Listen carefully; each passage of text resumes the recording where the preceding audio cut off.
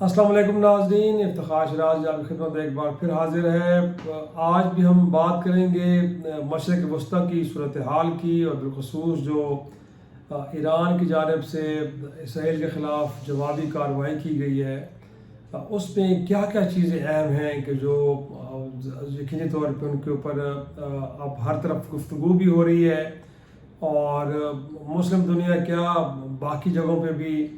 ایران کے اس اقدام کو کہیں نہ کہیں اپریشیٹ کیا جا رہا ہے۔ ایک تو ہم آپ کو آج یہ بتائیں گے کہ اس حملے کے بعد، اسرائیل پہ ایرانی حملے کے بعد وہ کون کون سی متس جو ٹوٹی ہیں۔ دوسرا یہ ہے کہ اس سارے کھیل میں فائدہ کس کا ہوا ہے، نقصان کس کا ہوا ہے۔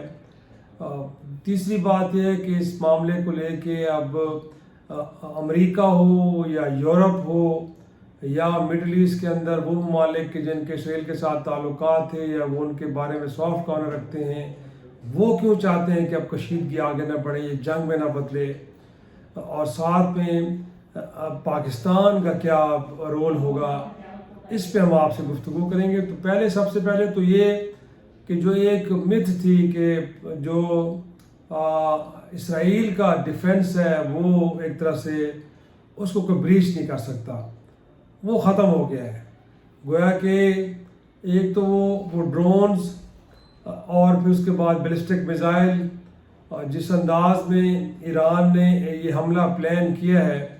گویا کہ اسرائیل یہ ایکسپیکٹ نہیں کر رہا تھا کہ اتنی بڑی تعداد میں جو ہے وہ ڈرونز اور میزائل بھیجے جائیں گے۔ اور یقینی طور پہ بہت ساروں کو انہوں نے انٹرسپٹ کیا، لیکن بہت سارے ایسے بھی تھے کہ جو جا کے ٹارگٹس کے اوپر ہٹ ہوئے،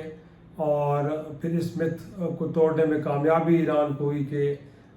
جو اسرائیل کا ڈیفنس ہے وہ ناقابل تسخیر ہرگز نہیں ہے، اس کو بھی بریچ کیا جا سکتا ہے۔ اور دیکھا جائے تو اس میں جو ہم بات کر رہے تھے کہ نقصان، یہ جو ڈرونز ہیں، ان ڈرونز کی جو لاگت ہے وہ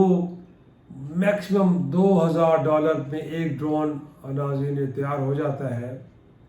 اور بڑی تعداد میں ایران نے ان ڈرونز کو استعمال کیا گیا، اور ان کو لانچ پہ آپ نے دیکھا کہاں سے کیا گیا، کچھ جیسے گاڑیوں سے لانچ کیا جا رہا ہے، ان کو بھیجا گیا،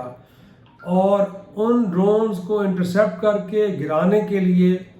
اسرائیل اور ان کے جو اتحادی ہیں، وہ برطانیہ ہے یا امریکہ ہے یا یورپین اتحادی ہیں، ان کو کیا کرنا پڑا،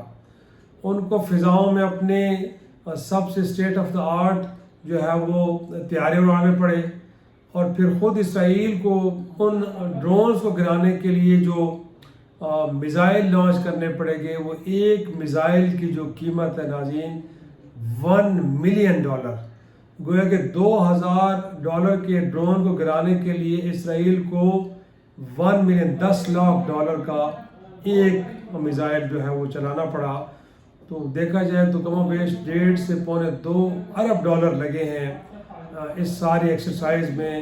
اور ایران کو اس کے مقابلے میں جو نقصان یا ہم کہہ سکتے ہیں اخراجات ہیں، وہ ہارڈلی ایک طرح سے ہم کہہ سکتے ہیں کہ $2000 کا ایک ڈرون تھا۔ اس میں بیلسٹک میزائل کچھ ضرور یوز ہوئے ہیں جن کی قیمت کہیں زیادہ ہوگی، لیکن جو میجورٹی ہے وہ اسی طرح کے جو ڈرونز تھے ان کے ذریعے اٹیک کیا گیا۔ تو اس سے آپ اندازہ لگا سکتے ہیں کہ کتنا بڑا معاشی طور پہ نقصان ہوا ہے اسرائیل اور اس کے اتحادیوں کا۔ اور اب کیوں بار بار کوشش کی جا رہی ہے امریکہ کی جانب سے، یورپ کی جانب سے، اب سمجھایا جا رہا ہے اسرائیل کو کہ اب جوابی کارروائی ان کی طرف سے نہیں ہونی چاہیے، اور بالخصوص ایران کی سرزمین کے اوپر کوئی کسی قسم کی کارروائی نہیں کی جائے، کیونکہ اب اس کے بعد جو اسٹریٹجی ان پلیس ہے تہران کے اینڈ پہ، اب یہ ہے کہ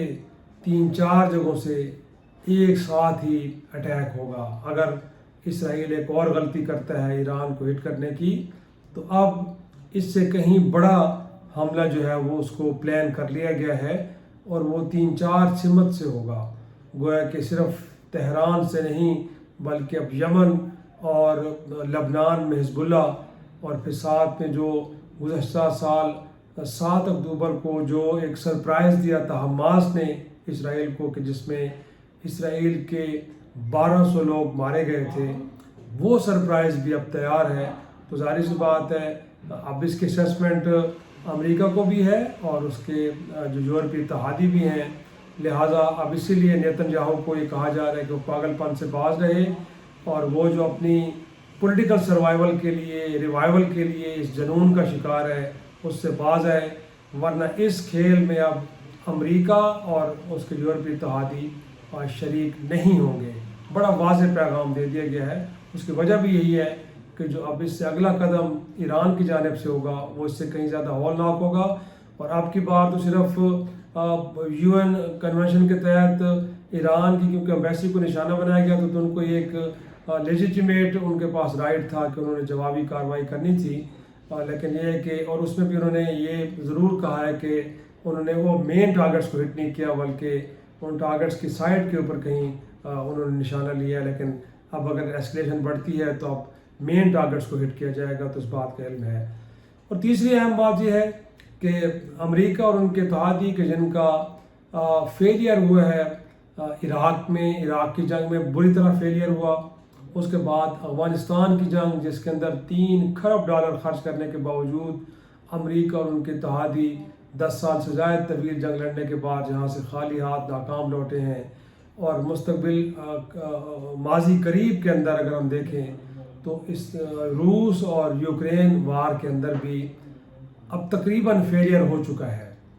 کیونکہ اب جو ابتدائی مرحلے میں ہم نے دیکھا کہ امریکہ اور یورپ کی جانب سے جس طرح کی مالی اور فوجی امداد دی گئی تھی یوکرین کو، اب خود کیونکہ ریسیشن آ چکا ہے برطانیہ میں، جرمنی کی معیشت بھی بیمار ہو چکی ہے، فرانس کے اندر بھی صورتحال یہ ہے، تو اب ان کی معیشتوں میں اتنی سخت نہیں رہی کہ اب وہ یوکرین کی مزید مدد جاری رکھیں۔ اور اس دوران ہم نے دیکھا ہے کہ جو اسٹریٹجک جتنے بھی علاقے تھے روس نے وہ پہلے سے آکوپائی کر لی، اور اب ایسٹرن یوکرین کے اندر بھی جو باقی ماندہ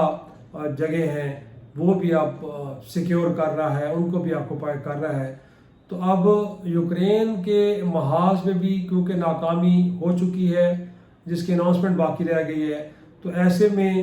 اب ایک میتھ تو ٹوٹ گئی ہے کہ اسرائیل کا جو دفاع ہے وہ ناقابل تسخیر نہیں ہے، اس کو تسخیر کر لیا گیا ہے۔ تو اب امریکہ اور یورپ یہ نہیں چاہتے کہ جو ایک اور میتھ ہے وہ یہ ہے کہ اس ملک، اس دنیا کی جو سپر پاور ہے وہ ابھی بھی جو ملٹری مائٹ ہے وہ ابھی تک امریکہ اور اس کے اتحادی ہیں یورپین نیٹو کی شکل میں۔ اب وہ چاہتے ہیں کہ اگر اس مشرق وسطیٰ کے اندر یہ وار اگر بہت زیادہ وسیع ہوتی ہے اور اس کے اندر روس اور چین جیسے اور نارتھ کوریا جیسے ممالک شامل ہو جاتے ہیں، ایران تو پہلے ہی فرنٹ اینڈ اسٹیٹ کے طور پہ سامنے کھڑا ہے اور پراکسی کی شکل میں اس نے نہ صرف امریکہ بلکہ اسرائیل اور اس ریجن کے اندر جتنے بھی ان کے اتحاد ہیں ان کے لیے بڑی مشکلات پیدا کرتی ہیں۔ تو وہ سمجھتے ہیں کہ اگر یہ اسکیل اس کا بڑھتا ہے جنگ کا تو یہ میتھ بھی ٹوٹ جائے گی کہ اس دنیا کی سب سے بڑی جو ملٹری پاور ہے وہ امریکہ اور یورپین ہے، بلکہ ان کا بھی گھمنڈ یہاں پہ ٹوٹ جائے گا، ختم ہو جائے گا، لہٰذا اس کو بچانے کی آخری کوشش ہو رہی ہے۔ اور وہ جو چین کو کرٹیل کرنے کی جو اس کے پیچھے جو الٹیمیٹ ڈرائیو ہے، گویا کہ اب جو چین کے جو ایک دنیا کی بڑی معاشی طاقت اب بننے کو ہے اور اس کے راستے میں یہی رکاوٹیں ہیں۔ یوکرین کے اندر ایک جنگ کو چھیڑ کے وہاں پہ کوئی کوشش کی گئی، اس کے بعد مڈل ایسٹ کے اندر اس وار کو بھی کوشش کی گئی کہ اس کا رخ بھی اسی طرف موڑا جائے کہ جو راستے روکے جا رہے ہیں چین کے اس میں معاون مددگار ثابت ہو، لیکن اب اسیسمنٹ ان کو ہوگی کہ ایسا کرنے سے خود امریکہ کے لیے، یورپ کے لیے اور اس ریجن کے اندر جو ان کے اتحاد ہیں ان کے لیے بہت بڑی مشکلات پیدا ہو رہی ہے۔ تو یہی وجہ ہے کہ اب فائر فائٹنگ کی کوششیں بجائے یہ کہ وہ ایران کرے، وہ کوئی اور کمزور ممالک کریں، خود طاقتور ممالک خود یہ کوششیں کر رہے ہیں کہ کسی طرح اب اس سچویشن کو کام ڈاؤن کیا جائے، اور بڑے کلیئر میسیجز دیے جا رہے ہیں نیتن یاہو کو کہ خبردار آپ نے اب اس سے آگے نہیں جانا۔ تو یہ صورتحال ناظرین ہے، اور اس میں پاکستان کا کردار یقینی طور پہ اس میں کوئی شک نہیں ہے کہ جو ایران اور سعودی عرب کے درمیان اگر جو ڈپلومیٹک ٹائز بحال ہو چکے ہیں کافی عرصے سے، لیکن پھر بھی پاکستان ایک برج کا رول پلے کر سکتا ہے، اور مڈل ایسٹ کی صورتحال کو لے کے جو ایک کلیکٹیو وزڈم اب جو مسلم دنیا کا ہے اس کو پاکستان نے لیڈ کرنا ہے، اور آپ نے دیکھا ہے کہ اب جو سعودی عرب کے وزیر خارجہ وہ تو آ چکے ہیں، اب اگلے مرحلے میں 22 تاریخ کو ایران کے صدر بھی